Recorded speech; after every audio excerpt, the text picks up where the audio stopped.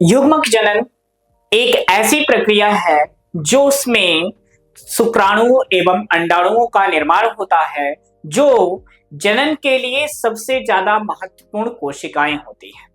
तो इसी कंसेप्ट को समझने के लिए मैं दीपक कुशवाहा क्लास 12th का चैप्टर नंबर 2 जनन यानी मानव जनन लेकर आया हूं। तो हमारा आज का जो टॉपिक है वो है गैमेटोजेनेसिस, जिसको हम बोलते हैं युग्मक जनन। तो चलिए देखते हैं युग्मक जनन क्या होता है और ये कहां पर कंप्लीट होते हैं। ठीक है, तो देखते हैं कि आप पाएंगे कि जो युग्मक जनन होता है, गैमेटोजेनेसिस होता है, एक ऐसी प्रक्रिया है, एक ऐसी जैविक प्रक्रिया है जिसके द्वारा शुक्राणु एवं अंडाणुओं का निर्माण होता है। तो यदि आप देखेंगे कि गैमेटोजेनेसिस जो होती है, गैमेटोजेनेसिस का मतलब क्या होता है? युग्मक जनन। अब इस युग्मक जनन के द्वारा क्या होता है? युग्मक का निर्माण होता है। अब इसमें कौन से युग्मक बनेंगे बेटा? तो इसमें दो टाइप के युग्मक बनेंगे, दो टाइप की गैमेट बनते हैं।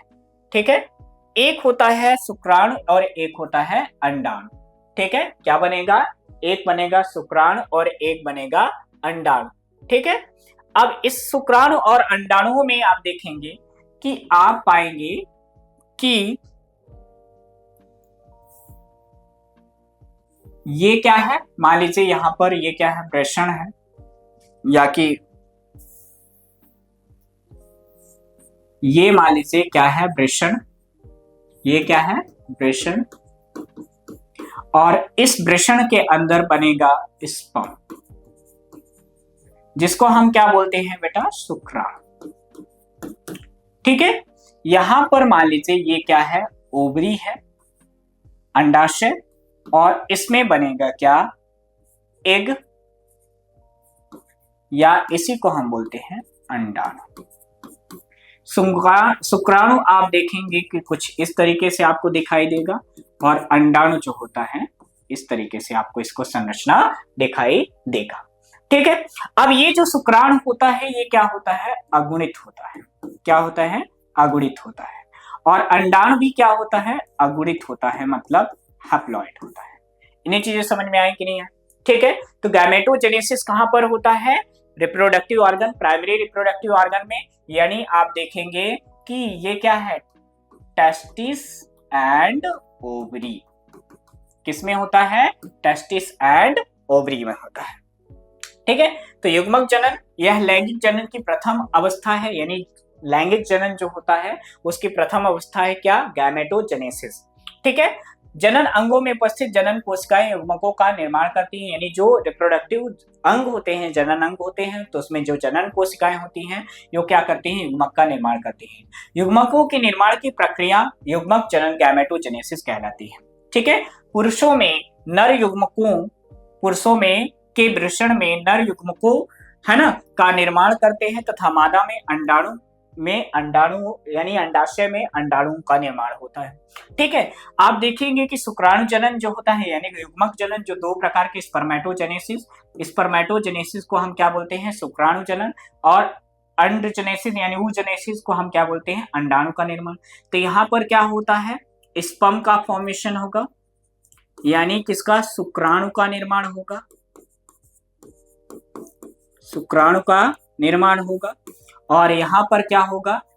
एग का निर्माण, जिसको हम क्या बोलते हैं? अंडाणु का निर्माण होगा। समझ में आया कि नहीं आया? ठीक है, तो बाय द स्पर्मेटोजेनेसिस किसका फॉर्मेशन होगा? स्पर्म का। बाय द oogenesis फॉर्मेशन होगा एग का। ठीक है, आगे बात करते हैं। तो स्पर्मेटोजेनेसिस क्या है? तो नर के किशोरावस्था, यानी नर में जो होता है किशोरावस्था पहुंचने पे शुक्रजनन की अवस्था प्रारंभ हो जाती है। किशोरावस्था को हम क्या बोलते हैं? प्यूबर्टी बोलते हैं। क्या बोलते हैं? प्यूबर्टी बोलते हैं। जब मेल हो या फीमेल हो, जब प्यूबर्टी स्टेज में पहुंच जाता है तो उसमें शुक्राणु और अंडाणु जनन की क्रिया क्या हो जाती है? प्रारंभ हो जाती है। ठीक है, प्रारंभ हो जाती है। शुक्रजनन की क्रियाएं वृषण की शुक्रजनन नलिकाओं में उपस्थित नर जन कोशिकाओं में स्पर्मेटोगोनियम द्वारा होता है। मतलब जो शुक्रजनन यानी स्पर्मेटोजेनेसिस की कोशिकाएं यानी प्रोसेस होती है, ये कहां पर होता है? वृषण में, टेस्टिस में होता है। कहां होता है बेटा? टेस्टिस में होता है। और टेस्टिस में क्या होता है, जर्म कोशिकाएं क्या होती हैं बेटा, जर्म सोल क्या होती हैं, जर्म कोशिकाएं, जिसका नाम है स्पर्मेटोगोनियम। स्पर्मेटोगोनियम।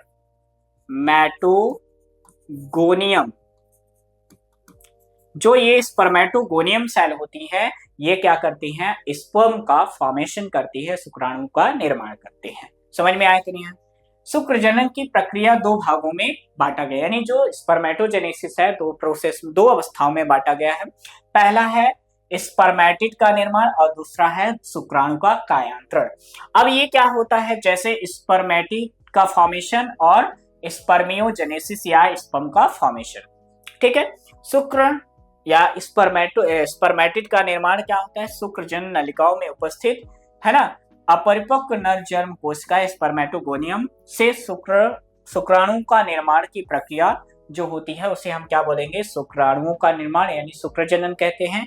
ये 3 अवस्थाओं में पूर्ण होती है, यानी एक गुणन अवस्था, एक वृद्धि अवस्था, एक परिपक्व अवस्था।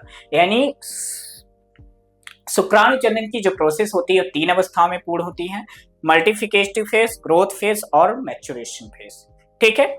अब यदि आप देखोगे कि स्पर्मेटोजेनेसिस कैसा होता है, शुक्राणु जनन कैसा होता है, तो चलिए देखते हैं इसको कि शुक्राणु जनन किस टाइप से होता है, कैसी प्रोसेस है।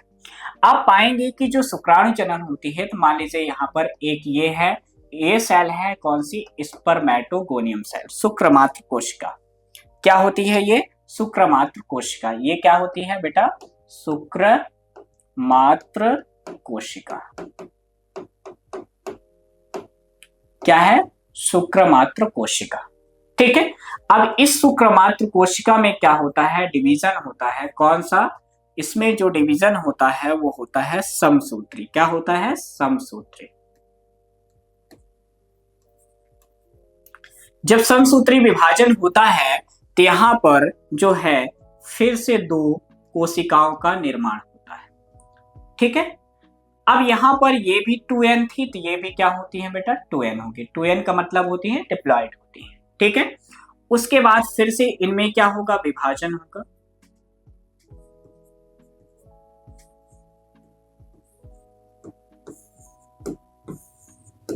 ठीक है। इनमें क्या होगा, विभाजन होगा। तो आप 2 कोशिकाएं थी पहले, अब कितनी हो गई, 4 कोशिकाएं। अब इसमें क्या होगा, फिर से क्या होगा बेटा, समसूत्री विभाजन पुनः ऐसे होगा।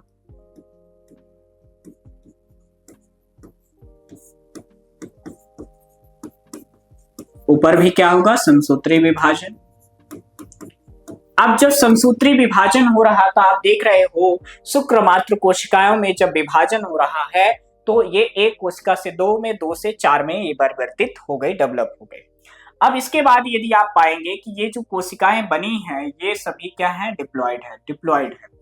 इस अवस्था को हम बोलते हैं गुणन अवस्था, गुणन प्रवस्था। क्या बोलेंगे बेटा, गुणन प्रवस्था, ठीक है, मल्टीप्लिकेटिव फेज बोलते हैं। अब इनमें से एक कोशिका डिफरेंशिएट होगी, विभेदित हो जाएगी, और एक दूसरी कोशिका में डिवाइड हो जाएगी। इसको हम बोलते हैं क्या, परिपक्वन अवस्था, यानी मैच्योरेशन फेज। क्या होता है, परिपक्वन प्रवस्था बोलते हैं। क्या बोलेंगे, परिपक्वन प्रवस्था, है ना, मैच्योरेशन फेज। अब इस सेल में क्या होता है बेटा, डिवीजन होता है। किसमें, इस सेल में डिवीजन होगा। जब पहला डिवीजन होगा तो 2 कोशिकाएं बनेंगी, एक कोशिका ये बनेगी, एक कोशिका ये बनेगी, और इस विभाजन का नाम होता है अर्धसूत्री विभाजन, अर्धसूत्री विभाजन। क्या होता है, अर्धसूत्री विभाजन होता है, ठीक है। अब इस अर्धसूत्री विभाजन में आप पाएंगे कि क्या हो रहा है,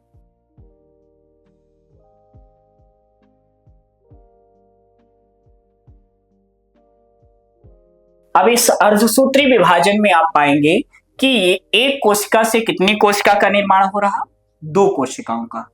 अब 2 कोशिकाएं ये जो होती हैं बेटा, ये एन होती हैं। क्या होती हैं, एन होती है। एन का मतलब क्या होती हैं, हैप्लॉइड होंगे। अब पुनः से इनमें क्या होगा, अर्धसूत्री विभाजन होगा। क्या होगा बेटा, अर्धसूत्री विभाजन होगा। तो यहां पर फिर से दोबारा क्या होगा, अर्धसूत्री विभाजन। ठीक है। अब ये जो अर्धसूत्री विभाजन होगा तो यहाँ पर कितनी कोशिकाएं बनेंगी बेटा? 4 कोशिकाएं बनेगी। एक कोशिका ये बनेगी, दूसरी कोशिका ये बनेगी, तीसरी ये बनेगी, चौथी ये बनेगी। ठीक है, ये 4 कोशिकाएं बनेगी। इन चारों को हम बोलते हैं स्पर्मेटिड। क्या बोलते हैं? स्पर्मेटिड। क्या बोलते हैं? स्पर्मेटिड। अब ये जो स्पर्मेटिड बना है तो इस प्रोसेस को हम बोलते हैं, क्या बोलेंगे बेटा? इस प्रोसेस को हम क्या बोलेंगे? ध्यान रखिएगा, यहां पर जो स्पर्मेटिड बना है इस प्रोसेस को हम बोलते हैं क्या?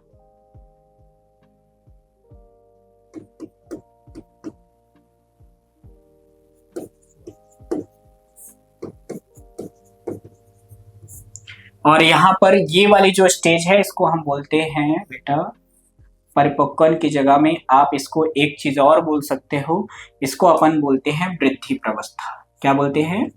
वृद्धि प्रावस्था। ठीक है।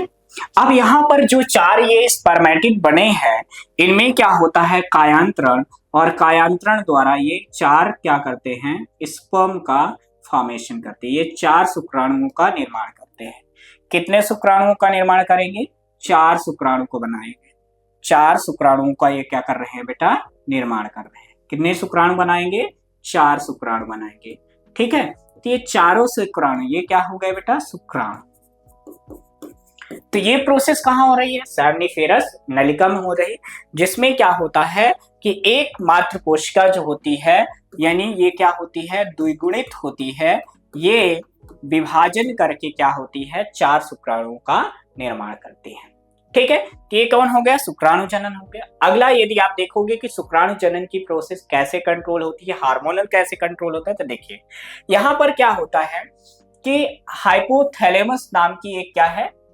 ग्रंथि है, ग्लैंड है, जो क्या करती है? हमारे बॉडी में, हमारे शरीर में हार्मोनल सिक्रेशन करती है। यहां पर एक हार्मोन है जिसका नाम है GnRH। GnRH क्या होता है? Gonadotropin releasing hormone. कौन है? Gonadotropin releasing hormone. ठीक है, अब ये जो गोनाडोट्रोपिन रिलीजिंग हार्मोन होता है ये क्या करता है? टेस्टिस में जाता है। कहां पर जाता है? टेस्टिस में जाता है, और टेस्टोस्टेरोन हार्मोन को क्या करता है? इंड्यूस करता है। क्या करता है? इंड्यूस करता है, मतलब स्टिमुलेट करता है। अब ये टेस्टोस्टेरोन हार्मोन LH होता है, तो ये लीडिंग हार्मोन में जाएगा, और एक हार्मोन होता है FSH और LH। GnRH जो होता है 2 हार्मोन, FSH LH। FSH जो होता है सर्टोली कोशिकाओं में जाएगा, तो क्या करता है? शुक्राणुओं के निर्माण को प्रेरित करेगा। और जो होता है LH जो होता है लीडिंग कोशिकाओं को क्या करता है? इंड्यूस करता है, यानी उसको स्टिमुलेट करता है। तो ये हार्मोन क्या करता है? मेल में जो होता है क्या करता है? टेस्टोस्टेरोन का सिक्रेशन करता है। अब ये जो होता है इसमें जब स्पर्मेटोजेनेसिस की प्रोसेस चल रही होती है तो इसमें क्या होता है? इसके बाद इसमें क्या होता है? एक हार्मोन आता है जिसका नाम है इनहिबिन। क्या होता है? इनहिबिन। क्या होता है? इनहिबिन। ठीक है, ये इनहिबिन हार्मोन जो होता है इसकी प्रक्रिया को, यानी शुक्राणु जनन की प्रक्रिया को क्या करता है? रोकने का काम करता है, उसको इंड्यूस करता है। ठीक है, फिर आप देखोगे कि किसका? शुक्राणु की संरचना। शुक्राणु जो होता है यहाँ पर आप देखोगे तो इसका जो ये टेल वाला ऊपरी जो है संरचना होता है उसको आप बोलते हैं एक्रोसोम, लेकिन इसके सराउंडिंग में एक मेम्ब्रेन संरचना होती है जिसको हम बोलते हैं प्लाज्मा मेम्ब्रेन। उसके जस्ट नीचे आप देखोगे तो यहाँ पर होता है एक्रोसोम। क्या होता है बेटा? एक्रोसोम। एक्रोसोम के जस्ट नीचे होता है केंद्रक, और इस केंद्रक में क्या होता है? DNA होता है। क्या होता है? DNA, जिसको हम बोलते हैं आनुवांशिक पदार्थ बोलते हैं। क्या बोलते हैं बेटा? आनुवांशिक पदार्थ बोलते हैं। ठीक है, अब यहां पर एस्क्रोसोम जो होता है एक हार्मोन क्या करता है? स्टोर करता है, जिसका नाम है स्पर्म लाइसिन, या इसी को हम बोलते हैं हाइल्यूरोनिडेज एंजाइम। तो ध्यान रखना, एक्रोसोम में कभी कभी आपसे पूछा जाता है कि एक्रोसोम में कौन सा हार्मोन होता है, सॉरी कौन सा एंजाइम होता है, तो स्पर्म लाइसिन होता है, या कि क्या होता है? हाइल्यूरोनिडेज होता है। ठीक है, इसके इस वाले ऊपर वाले पार्ट को हम क्या बोलते हैं? हेड बोलते हैं। हेड को हम क्या बोलते हैं? सिर बोलते हैं। क्या बोलते हैं बेटा? सिर बोलते हैं। उसके जस्ट नीचे होता है, ये क्या होता है? ठीक है। इसके नीचे क्या होता है, ये क्या होता है, बॉडी होती है। क्या होता है, बॉडी यानी शरीर, जिसमें आप देखोगे इसमें क्या होता है, कवर यानी मिडिल पीस, ये मध्य भाग होता है। ठीक है, ध्यान रखना ये क्या होता है बेटा, मध्य भाग होता है। और इसके ऊपर क्या होता है, नेक, नेक को हम क्या बोलते हैं, गर्दन। ठीक है, इसके मध्य भाग में क्या होता है, माइटोकॉन्ड्रिया पाया जाता है। ये माइटोकॉन्ड्रिया क्या करता है, इसको तैरने के लिए, तैरने के लिए क्या करता है, ऊर्जा प्रदान करता है। तैरने के लिए क्या करता है बेटा, ऊर्जा प्रदान करता है। कौन प्रदान करता है, माइटोकॉन्ड्रिया। और यहाँ पर क्या होता है, मिडिल पीस होता है। फिर इसमें क्या है, टेल है। टेल जो होती है तैरने में सहायता प्रदान करती है, यानी तैरने में क्या करती है, इसकी हेल्प करने की कार्य करता है। इतना समझ में आया। तो बेटा ये किसका स्ट्रक्चर हो गया, शुक्राणु का। अब देखिए जब क्या होता है, जब ड्यूरिंग सेक्सुअल इंटरकोर्स, जब जनन की क्रिया होती है, जनन की प्रोसेस होती है, तो आप देखेंगे कि ये क्या करता है, एक बार जब संभोग होता है, यानी एक बार सेक्सुअल इंटरकोर्स होता है, तो एक बार जब शुक्राणु निकलते हैं, यानी वीर्य बाहर आता है, तो उसमें लगभग 20 से 30 करोड़ क्या होते हैं, शुक्राणु पाए जाते हैं। कितने होते हैं, 20 से 30 करोड़ शुक्राणु होते हैं, जो कि ये कहां पे स्खलित करते हैं, मादा में। मादा के शरीर में क्या करता है, इंसेमिनेट करता है। अब इस स्खलित जो शुक्राणु सेमेन जो है फीमेल बॉडी में गया है, उसमें से 60% जो शुक्राणु होते हैं ये समान आकृति वाले होते हैं, आकार आकृति, यानी उनका जो होता है नॉर्मल आकार भी होता है, स्ट्रक्चर भी होता है।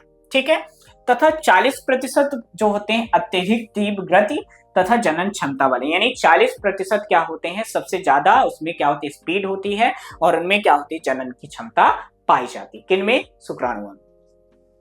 अधिवृषण शुक्राणु यानी सामिनल वेसिकल, प्रोस्टेट या शुक्राणु की जो सहायक ग्रंथियां होती हैं, ये क्या करती हैं, सहायता करती हैं।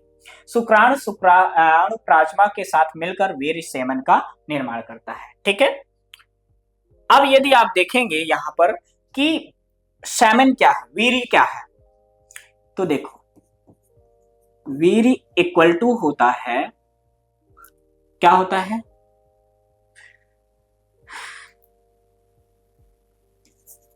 शुक्राणु प्लस क्या होता है, सेमिनल द्रव, सेमिनल द्रव। ठीक है, तो वीर्य इक्वल टू होता है शुक्राणु प्लस सेमिनल द्रव। इतना समझ में आया कि नहीं आया। तो ध्यान रखना, आपसे कभी पूछा जाता है कि सेमन, इसी को हम क्या बोलते हैं, सेमन बोलते हैं। इन्हीं चीजें समझ में आए।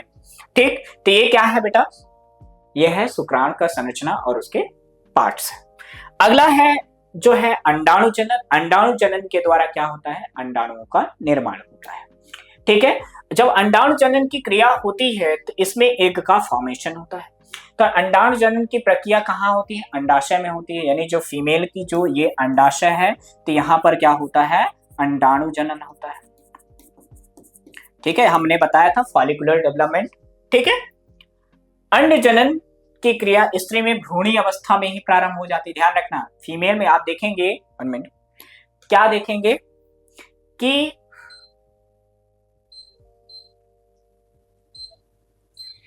अब यदि आप देखेंगे बच्चों कि जो अंडाणु जनन की प्रोसेस है कब स्टार्ट हो रही है, भ्रूणी अवस्था। भ्रूणी अवस्था का मतलब क्या होता है, एम्ब्रियोनिक स्टेज। एम्ब्रियोनिक का मतलब होता है जब बच्चा गर्भ में होता है, जब ही क्या होता है, अंडाणु जनन की क्रिया उस बॉडी में प्रारंभ हो जाती है।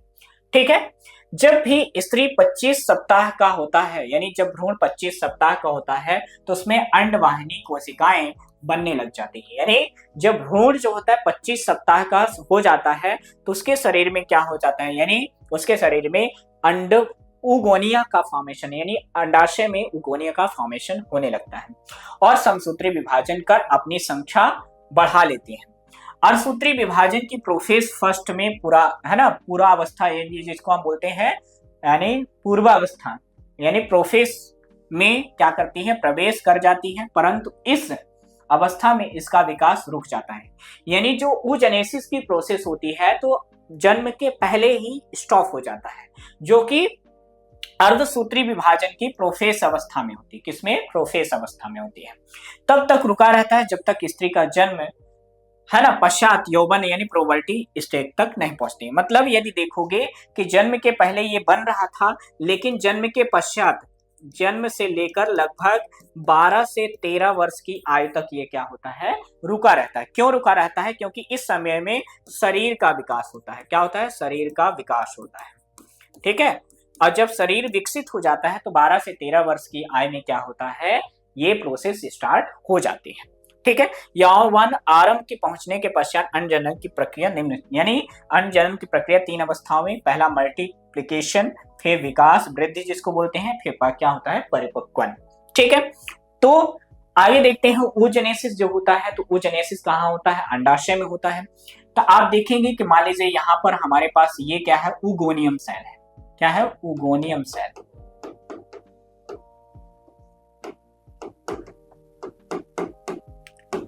ठीक है। उगोनियम सेल में जो होता है, इसमें क्या होता है, डिवीजन होता है। कौन सा डिवीजन होगा बेटा?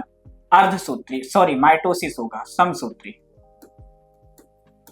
तो यहां पर कितनी सेल बनती हैं? 4 सेल, 2 सेल बनेगी।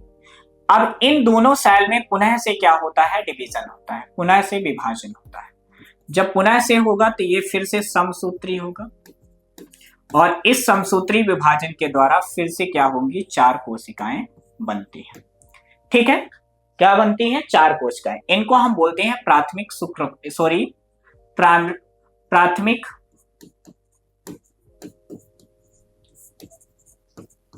अंड कोशिका। ठीक है। क्या बोलते हैं बेटा? प्राथमिक अंड कोशिका बोलते हैं। अब इसमें से एक क्या होगी, खा पीकर मोटी ताजी हो जाएगी। ठीक है। इसको हम अब यहां से यहां तक की अवस्था क्या होगी, इसको बोलते हैं गुणन अवस्था। क्या बोलते हैं? गुणन प्रवस्था। ठीक है। इस स्टेज को हम क्या बोलते हैं, वृद्धि फेज, वृद्धि प्रवस्था। और इसके बाद की यदि आप देखोगे तो इसमें क्या होगा, फिर से डिवीजन होगा। तो इसमें क्या होगा, मियोसिस यानी अर्धसूत्री विभाजन होता है।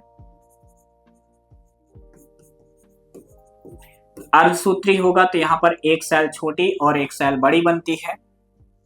क्या होता है, एक सेल छोटी और एक सेल बड़ी।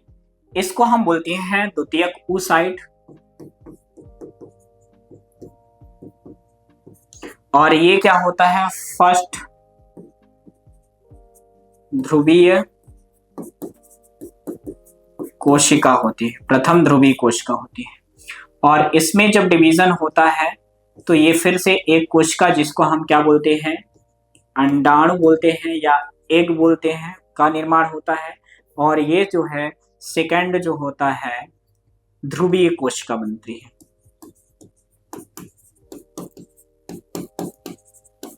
ठीक है। तो यहां पर जो अंडाणु होता है, ये क्या होता है बेटा, अगुणित होता है। ठीक है। तो यहां पर नीचे की जो अवस्था है, इसको हम बोलते हैं परिपक्वन अवस्था। क्या बोलेंगे बेटा, परिपक्वन अवस्था। क्या बोलेंगे, परिपक्वन अवस्था। नीचे की जो अवस्था है, इसको हम क्या बोलते हैं, परिपक्वन प्रवस्था बोलते हैं। समझ में आया? तो इसके द्वारा किसका फॉर्मेशन होता है, अंडाणु का निर्माण होता है। तो आप देख रहे हैं कि एक जो है उगोनियम कोशिका जो होती है, बाय द समसूत्री विभाजन 2 कोशिकाओं का निर्माण करेंगे। 2 कोशिकाओं में फिर से समसूत्री विभाजन होता है तो 4 कोशिकाओं का निर्माण करती है, जिसको हम प्राथमिक क्या बोलते हैं, अंड कोशिका बोलते हैं। अब इस प्राथमिक अंड कोशिका में से एक कोशिका विभेदित होकर वो क्या करती है, बढ़ जाती है, ग्रोथ कर जाती है। अब उसमें अर्धसूत्री विभाजन होता है तो द्वितीयक oocyte का निर्माण होता है और फर्स्ट पोलर बॉडी का निर्माण होता है। अब द्वितीयक oocyte में फिर से क्या होता है, अर्धसूत्री, अर्धसूत्री विभाजन होता है तो एक अंडाणु और एक क्या होता है, ध्रुवीय कोशिका का निर्माण हो जाता है। समझ में आया? तो इस प्रोसेस को हम बोलते हैं क्या, अंडाणु जनन। अब अंडाणु का संरचना कैसा होता है, जरा ये देखते हैं। अंडाणु की संरचना जो होती है, तो आप पाएंगे कि सबसे जो बाहरी संरचना, सबसे एक्सटर्नल स्ट्रक्चर होता है, सबसे बाहर जो संरचना पाई जाती है, उसको हम बोलते हैं कोरोना रेडिएटा। क्या बोलते हैं बेटा, कोरोना रेडिएटा बोलते हैं। ठीक है। क्या बोलते हैं, कोरोना रेडिएटा। उसके जस्ट नीचे जो होगी, इसको हम बोलेंगे जोना पेलुसिडा, जोना पेलुसिडा, क्या बोलेंगे, जोना पेलुसिडा। उसके जस्ट नीचे एक मेम्ब्रेन होती है जिसको हम बोलते हैं वेटेलाइन मेम्ब्रेन। क्या बोलते हैं, वेटेलाइन मेम्ब्रेन, वेटेलाइन झिल्ली बोलते हैं। क्या बोलते हैं बेटा, वेटेलाइन झिल्ली बोलते हैं। ठीक है, और उसके जस्ट अंदर क्या होता है, न्यूक्लियस होता है जिसको हम बोलते हैं केंद्रक। और इसके अंदर जो केंद्रक के अंदर एक द्रव होता है जिसको हम बोलते हैं कोशिका द्रव। क्या बोलेंगे बेटा, कोशिका द्रव बोलते हैं। ठीक है, जिसको हम बोलते हैं साइटोप्लाज्म। समझ में आया कि नहीं है? अब ध्यान रखना, यहां पर आप देख रहे हो कि इस एग में, इस अंडाणु में दो परतें पाई जाती हैं, मेनली दो परतें पाई जाती हैं। सबसे बाहरी वाला जो है कोरोना रेडिएटा, ठीक है, दूसरा क्या है, जोना पेलुसिडा, तीसरा आप देखोगे कि एक मेम्ब्रेनस संरचना यहां पर दिखेगी। यहां पर जो है एक मेम्ब्रेन के समान संरचना पाई जाती है, उस मेम्ब्रेन के समान संरचना को हम बोलते हैं वेटेलाइन मेम्ब्रेन। और उसके अंदर एक न्यूक्लियस होता है जो कि क्या होता है, आगुणित होता है। क्या होता है बेटा, आगुणित होता है। कैसा होता है, आगुणित होता है, हैप्लॉइड होता है। ठीक है, और उसके अंदर क्या होता है, एक द्रव भरा होता है, साइटोप्लाज्म भरा होता है, जिसे अपन क्या बोलते हैं, साइटोप्लाज्म यानी कोशिका द्रव्य बोलते हैं। इतना समझ में आया कि नहीं आया, पक्का आ गया? तो आपने ये प्रोसेस देखा कि शुक्राणु और अंडाणु, ठीक है, तो शुक्राणु के द्वारा जो है शुक्राणु का निर्माण, यानी शुक्राणु जनन के द्वारा शुक्राणु का निर्माण होता है, और अंडाणु के जनन के द्वारा अंडाणु का निर्माण होता है। ठीक है, तो बच्चों आपने आज अभी देखा कि हमने शुक्राणु जनन और अंडाणु जनन देखा। शुक्राणु जनन जो होता है कहाँ हो रहा है, टेस्टिस में, जो कि एक परिपक्व शुक्राणु में क्या होता है, विकसित होता है। और अंडाणु जनन की क्रिया अंडाशय में होता है, जो परिपक्व अंडाणु में निर्माण करता है, यानी निर्माण करता है। दोनों जब आपस में मिल जाते हैं, दोनों आपस में मिल जाते हैं तो उसे निषेचन कहते हैं, और निषेचन के पश्चात ये आगे एक भ्रूण बनने की क्रिया को विकसित करते हैं। तो इसी तरह से डिटेल में पढ़ने के लिए और हमारे से जुड़े रहने के लिए आज ही फ्यूके एजुकेशन ऐप को डाउनलोड करें और अपनी पढ़ाई को एक नई दिशा प्रदान करें। तो बच्चों मिलते हैं हम इसके नेक्स्ट पार्ट के साथ अगले वीडियो में। तब तक के लिए बहुत बहुत धन्यवाद। जय हिंद बच्चों।